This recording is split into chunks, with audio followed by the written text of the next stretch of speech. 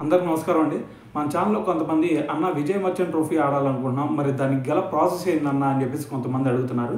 So, అయితే ఇక్కడ మీకు ఒక విషయం తెలియాల. మీరు విజయ్ మర్చెంట్ ట్రోఫీయా, లేదంటే కూచ్‌బిహార్ ట్రోఫీయా, లేదంటే ఇంకా మనకి సీకే నాయక్ ట్రోఫీయా, లేదంటే రంజీ ట్రోఫీయా ఏది ఆడాలన్నా కూడా ఒకటే ప్రాసెస్. సో, అయితే ఇక్కడ డిఫరెన్స్ ఏంటంటే age categories. So, different age category వాళ్ళకి డిఫరెంట్ ట్రోఫీస్ అయితే పెడతారు. ఇది ఒకటి ఫస్ట్ మీరు తెలుసుకోవాలి. సో, అయితే మరి ఫస్ట్ దీనికి గల ప్రాసెస్ ఏందన్నా, మరి మేము ఎలాగ ఆడాలి అనేది కొంతమంది అయితే అడుగుతున్నారు. సో, దానికి సంబంధించింది అయితే మనం మాట్లాడదాం ఈ వీడియోలో.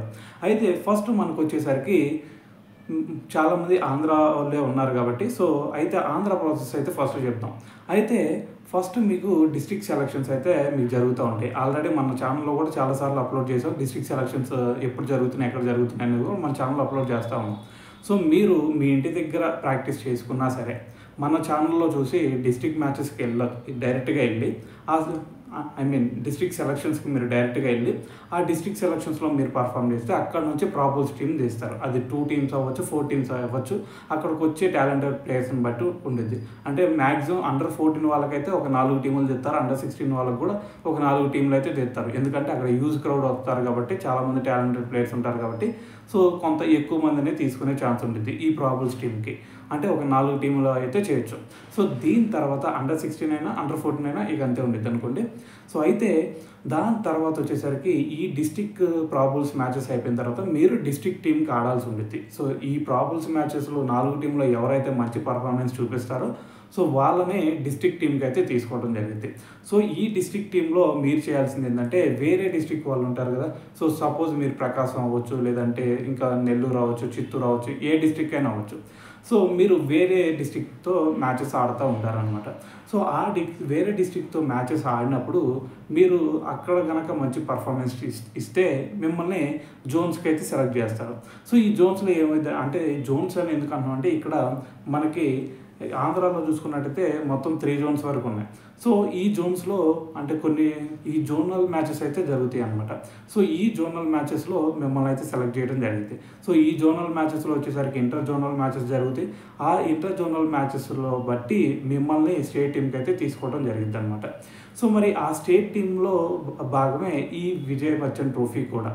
సో, ఈ స్టేట్ టీమ్‌లో భాగమే రంజీ ట్రోఫీ అయినా సరే, లేదంటే మీరు అనుకుంటున్న కూచ్‌బిహార్ ట్రోఫీ అయినా సరే, లేదంటే సీకే నాయక్ ట్రోఫీ అయినా సరే, ఇవన్నీ ఈ స్టేట్‌లో భాగమే. సో, మరి మీ పర్ఫార్మెన్స్ గనక ఇక్కడ మంచిగా ఉన్నట్టయితే మిమ్మల్ని స్టేట్ టీమ్‌కి సెలెక్ట్ చేస్తారు. సో, అప్పుడు మీరు ఈ విజయ్ మర్చెంట్ ట్రోఫీ అయినా సరే, లేదంటే సీకే నాయక్ ట్రోఫీ అయినా ఏవైనా ఆడుకోవచ్చు అనమాట. సో, అక్కడ గనక మీ పర్ఫార్మెన్స్ మంచిగుంటే మిమ్మల్ని జెడ్సీఏకి తీసుకెళ్లడం జరిగిద్ది. జెడ్సీఏ అంటే ఏందన్నా అని నీకు ఒక డౌట్ రావచ్చు. సో, ఇక్కడ ఈ ట్రోఫీస్‌లో అంటే మనం చెప్పాం కదా, కూచ్‌బిహార్ ట్రోఫీ అయినా, లేదంటే విజయ్ మర్చెంట్ ట్రోఫీ అయినా, లేదంటే సీకే నాయక్ ట్రోఫీ అయినా, అంటే ఒక ఏజ్ కేటగిరీకి ఒక్కోటి చెప్తున్నాను. సో, దీంట్లో ఎవరైతే మంచి పర్ఫార్మెన్స్ చేస్తారో వాళ్ళని జెడ్సీఏలోకి తీసుకెళ్తారు. ఆ జెడ్సీఏ క్యాంప్‌లో కూడా కొన్ని మ్యాచెస్ అయితే జరుగుతాయి అన్నమాట. సో, ఆ మ్యాచెస్‌లో ఎవరైతే మంచి పర్ఫార్మ్ చేస్తారో వాళ్ళు అండర్ 19 ఏజ్ కేటగిరీ అయితే అండర్ 19 టీమ్‌కి డైరెక్ట్‌గా తీసుకుంటారు. దాని తర్వాత అండర్ 23 అయితే అండర్ 23 టీమ్‌కి తీసుకుంటారు. దాని తర్వాత సీనియర్స్ అయితే డైరెక్ట్‌గా ఇండియా టీమ్‌లోకి వెళ్ళిపోతారు. అంటే అక్కడ ఇంటర్ జోనల్ మ్యాచెస్‌లో సరిగ్గా పర్ఫార్మ్ చేస్తే. మరి ఇంటర్ జోనల్ మ్యాచెస్‌లో మరి ఏముంటాయి అన్నా అని నువ్వు అడగొచ్చు. రీసెంట్‌గా మనకి అనంతపూర్‌లో జరుగుతున్నాయి. సో, దులీప్ ట్రోఫీ అని, దిగోదర్ ట్రోఫీ అని చెప్పేసి ఇలాంటివి జరుగుతూ ఉన్నాయి. సో, వీటిల్లో భాగమే ఇవి ఇంటర్ జోనల్ మ్యాచెస్. సో, అక్కడ గనక మీరు పర్ఫార్మ్ చేస్తే ఆటోమేటిక్‌గా ఇండియా టీమ్‌లోకి వెళ్ళిపోతారు. మరి ఇక్కడ ఐపీఎల్ ఎక్కడి నుంచి ఆడాలన్నా అని మీకు ఒక డౌట్ రావచ్చు.